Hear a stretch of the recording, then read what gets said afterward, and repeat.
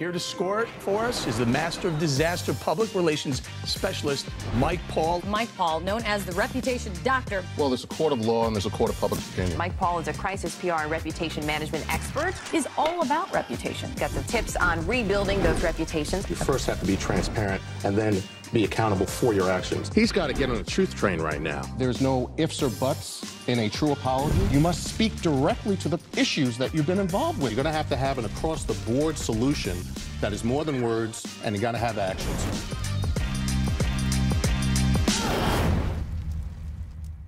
Our guest today is Elizabeth McBride.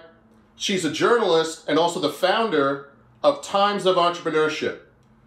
She writes for Forbes.com. She's also been a contributor on CNBC, and she formerly was a journalist with Crains NY Business, where I first got to know her. She's a co-author with Seth Levine of a terrific new book called The New Builders, Face to Face with the True Future of Business. Seth has a very interesting background. He's a venture capitalist, and I believe he has a fund that is $3 billion, Elizabeth, is that correct? Yes, that's right. Of assets under management. Yes. Assets under management. He's the managing director and founder of Foundry Group, which is based in Boulder, Colorado, and he's also the co-author of this terrific book. So welcome, Elizabeth, to the program. Thank you so much. I am really excited to be here. Oh, thank you so much. Well, we're excited to have you. So my first question is, one of the biggest data findings that will shock many from the research from your book, tied to data, not just opinions, is that white men are now in the minority in business ownership in America. Can you explain how and why? Yeah, well, as we've discussed a little bit, this is really a reflection of the changing demographics of the country, right? There are just more and more people of color and in the country. And the other thing that's going on that's really important is that white women are starting businesses at a much faster rate than the general population. So those two factors combined mean that white men are now the minority of business owners. Now, there's some complications to that, and I hope we get into them because you talk about data, and I know that you're super data-driven, and I am as well. As a journalist, one of the things you realize when you start to dig into the research is that our data systems themselves are racist, are biased. And so it took a lot of work and a lot of kind of piecing together of the information out there to figure out what was really going on. So give me an example, and that's an excellent point to start with. For people that don't understand data the way that you and I do, what does it mean to have biased data? It's so problematic, right? It's so problematic, right? Yes. But it is, and it shows up as in my decades-long career as a business journalist. I only got to the point where I could understand it after a few decades, right? Because it's so complicated and it's so baked in. I mean, the classic example is that in the post-World War I era, when Black families were really rising in economic power, the system moved in, right, and started to redline districts and say Black people could only own property in certain areas. And then on top of that, the financial system made it much harder for Black people, even those with great income, to qualify for mortgages.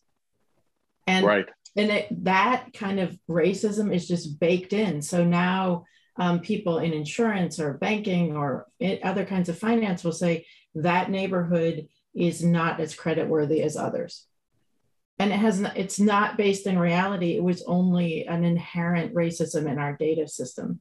And the way this plays out in the business owner statistics is that the Census Bureau never recognized that today, and in fact forever, you can be a single person and own a thriving business. Huh. That's unbelievable. So they just discounted all of these single person businesses who are real businesses that owe taxes to the government as businesses and that tend to be owned, guess what, as by women and people of color, because they've had to build their businesses outside of the mainstream white dominated world. And so they've built these thriving businesses that have technically one employee, but they'll have 1 million contractors. Some of them make $1 million in income every year. These are, and they just, the Census Bureau just discounted them. Wow. Yeah. So it was by combining those two data sets to say, okay, employer businesses and non-employer businesses, when you put them together, you see the real picture. So you guys did a great job to work through that for the book and looking through the data. One of the quotes that I love, which is crisis-oriented, so I'm a little demented when it comes to these things. I get excited about trying to solve or fix these things, but here goes. The systematic racism, sexism, and ageism that pervades our culture means that today's entrepreneurs often don't get enough support. What kind of support are we talking about? Is it more than one? And explain why that's such an important quote from the book. Yeah. I mean, so the overall backdrop of this, and one of the big conclusions of the book, is that entrepreneurship in the United States, business ownership itself, is declining. It's in a state of really profound decline for the past 40 years, which we delude ourselves into thinking we're like, oh, the American dream. Oh, America, it's great. We're like the most entrepreneurial country in the world. And that's kind of BS. Can I say that? Yes, yes, you can. So it's kind of like we are not dealing in reality here, right? Because in fact, we're becoming less and less entrepreneurial as a country. Other countries are rising much faster. So this is a big critical issue. And we argue in the book that one of the reasons it's happening is that the largely white male dominated world of finance is not providing the kind of support to today's business owners as it would have to young white men, right? The only people that really thrive and get the kind of support they need, this is an overgeneralization, but are young white men. Well, let's jump into that, because that's something I deal with, not just in the small business world, but in dealing with major corporations that I deal with on a daily basis, counseling both boards and C-suites. So when we talk about white privilege, when we talk about the ability to think deeply from another person's perspective, when we talk about the history of this country, starting even with slavery till today, and you get eye rolls from some leaders that are white males and say, what are you talking about? Why is that getting thrown into our conversation? How do you explain it, both from an entrepreneurial perspective and a corporate, major, big business, conglomerate perspective in what we're dealing with today? Yeah, that's such a complicated but really excellent question. You're really asking me, how do you look a powerful white man in the face and tell him that he is where he is because of privilege? That's right. And nobody wants to believe that, because everybody thinks I am where I am because I worked hard, which is true. It's just that not everybody has the privilege to work hard and succeed. So what I do, honestly, and I think the only thing that works, is you have to engage people in a real relationship one-on-one and look for the moment when they're open to hearing that message. And I do it in all kinds of ways, right? I mean, I just did it on a podcast last week where a white man was talking about how he was able to pick himself up after an early career failure, kind of pivot and get into the big success he's had now. And I said, you have to think about, how were you able to have the sense of identity to pivot? Because women don't necessarily have that, right? That's right. Are in our culture, we're baked into this small and tidy pie that says this is the role we ought to play, and we're sitting on the windowsill, like still, with a fresh scent of apples or whatever in the air. Women are just confined to a single identity as they're reared and raised in our culture. Men are not. So, did he understand that when I told him, hey, the reason you were able to pivot yourself, able to create this new identity, is because you were raised in a way that we raise boys, which is to be more flexible. I hope I made that way. And that's some of the qualitative answers. The quantitative answers should shake them a little bit and wake them up to say, You do realize that as early as 1950, women couldn't walk into a bank with their own money shared with their husband to take it out. Forget about getting loans. Forget about opening your own account. Half your money or more could be in an account. You did not, in the 50s, that's not that long ago, you could not take out money unless the banker would say, "Where's your husband? Did he call? Do you have a note from him? What do you mean you're trying to take out money?" As though you know the rules, right? Don't get started with the black community. I was explaining to someone earlier, why are there still today some, not just in the black community, but there are many in the black community, sadly, who are poor, who have no relationship with a bank still, who cash their check on a weekly basis because the difference between $10 and $3.50 and $5 to cash the check versus $10 to keep the account open on a monthly basis could be the ability to feed someone for $1 or so a day for a week. That's how tight the funds are. Yeah. Getting back to your point about the differences for white male leaders, when you deal with banks, when you talk to Seth, has he been open to talk about the differences that he has even had in the companies and entrepreneurs and the research that you guys have had for this book? He must have had some eye-opening aha moments as to the assumptions he's been making for years that he might be slightly ashamed of, that he might not be making now. Yeah. Well, and I hesitate to speak for Seth because he has his own voice, but we've been working together now closely for 2 years. So, and I can tell you from my perspective, and I wouldn't have written this book if it weren't the case, Seth is an unusual white man, especially in finance. The fact that he was open to these ideas, and even, the way we met when we were both working on the Palestinian economy. So that just shows you, like, we're both kind of unusual in our, I think, curiosity and open-mindedness about the world and our desire really to be better people. And so we met there. So he was more open from the beginning. I think we both had an eye-opening experience when we realized how badly our system of support for small business was failing, because both of us were in the tech sector, right? Which is the one place where it's a nice little bubble, right? Where things look like they're fine. That's only 1% of small businesses in America are in that tech sector. The other 99% are in hot trouble, right? Right. And so that was eye-opening for both of us. And then I think other points that were eye-opening for Seth in particular, and this is a little controversial to say, is that women and people of color start different kinds of businesses. More of us start businesses that, I'm going to be generalized here, that care, right? We do have more heart, I think, for the communities we live in. We start businesses that are more rooted in communities. We start impact-oriented businesses. Like, this whole shift toward let's make the world a better place is in many ways being driven by the changing character of today's business owners, women and people of color. Kind of the star of our book is a woman named Danaris Mazzara, who is a baker in Lawrence, Massachusetts, who started her business with $37 in food stamps. Her husband had been laid off. She's lying on her couch. Her mother came over and gave her this $37 in food stamps, said, "I know you don't have enough money to buy groceries this week. Here's this."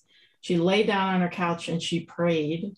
And God, she's a woman of faith. She said, God spoke to her and said, "Make flan." Oh, wow. Wow. She didn't know how to make flan. Oh my gosh. She got up off the couch. She spent the $37 on the ingredients for flan. She had to make 2 batches. The first batch got burnt. The second batch was great. She sold it at the break table at Samsung where she was working. And that, like, her business then took off. Wow. And she had tons of setbacks and tons of walls that she hit, tons of bumps in the road. I think the difference between Danaris and Jasmine, though, is Danaris built her business entirely within her community. She didn't take a step into that white male-dominated tech finance. It was all about getting community support, finding a CDFI, which is a particular kind of finance institution. She made a mentor who was an immigrant from Brazil, right? So they bonded over being immigrants. She built it all within this very supportive environment. And now she's a support herself to other people in the Dominican community.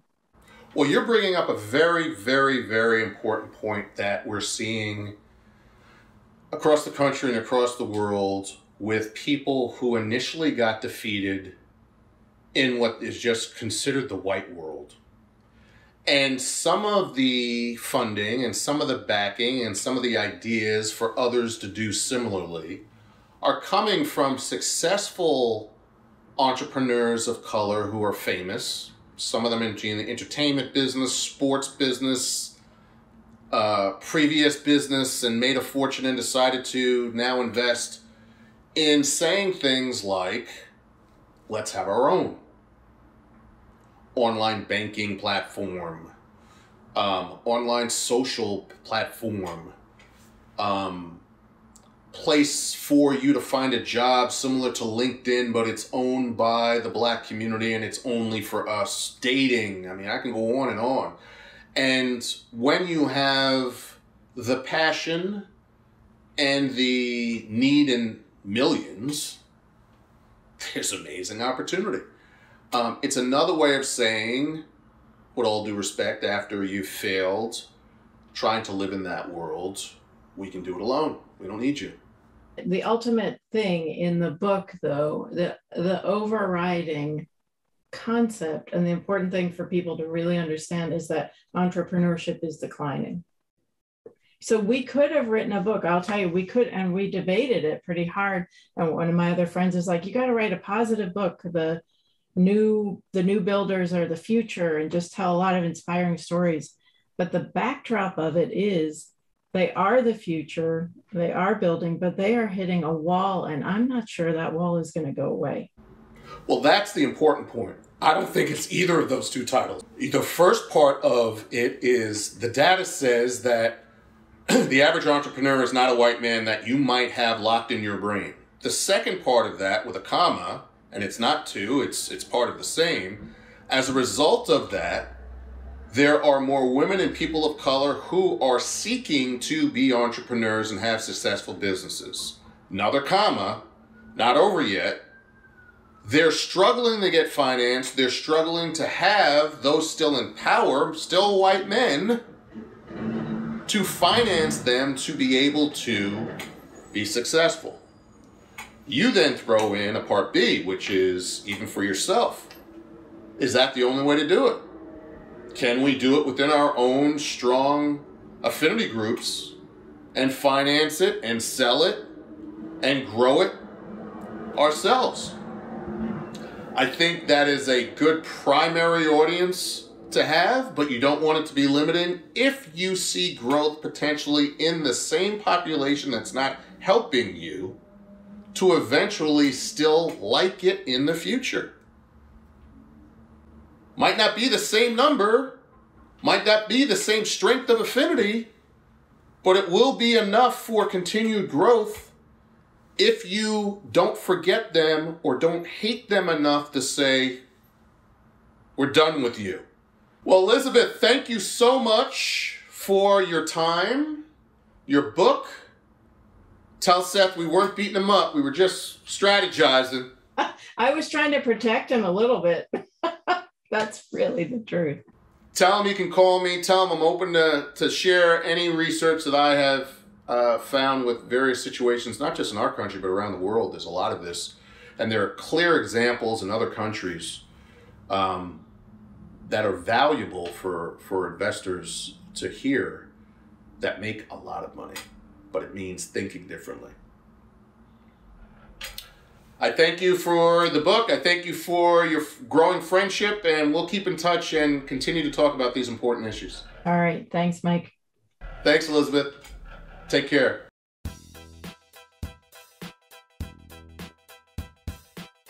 And this week's t-shirt is Black Wall Street. You see broadly, 1921, Tulsa, Oklahoma. Black Wall Street. If you do not know what that means, Google it. The message is both positive and negative. The positive was an amazing community of black wealth. That is a true story that happened in America. The crisis and tragedy of it is, sadly, there were whites in the community who did not like that growth, who did not like that wealth, and literally decided to burn down the entire town, with many dying and many businesses being burned to the ground in a horrible portion of American history. You must look it up. You must learn more about it. Thank you.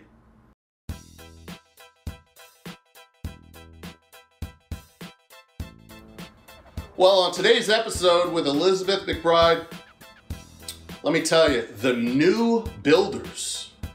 Great book. Her and Seth Levine did an excellent job in their research, and the data in it is crucial.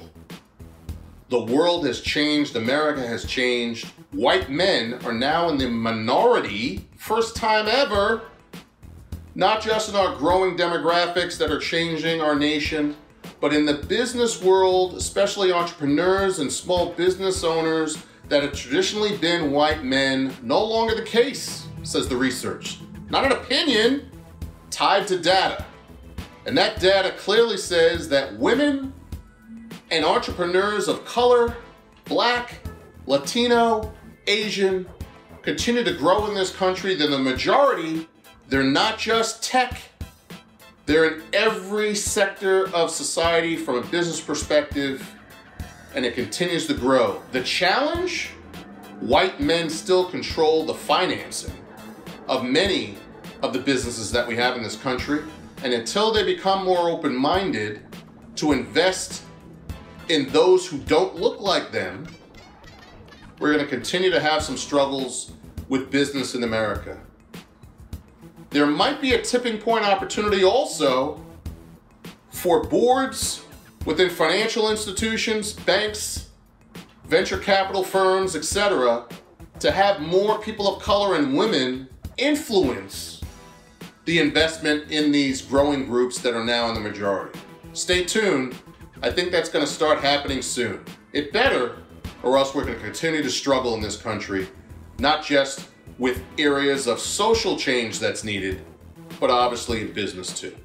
And remember, follow us and subscribe to our YouTube channel, Apple Podcasts for our audio, as well as Google Podcasts and Spotify for audio as well. Reputations in Crisis with Mike Paul, the Rep Doc. And remember, less head work, more heart work. Peace.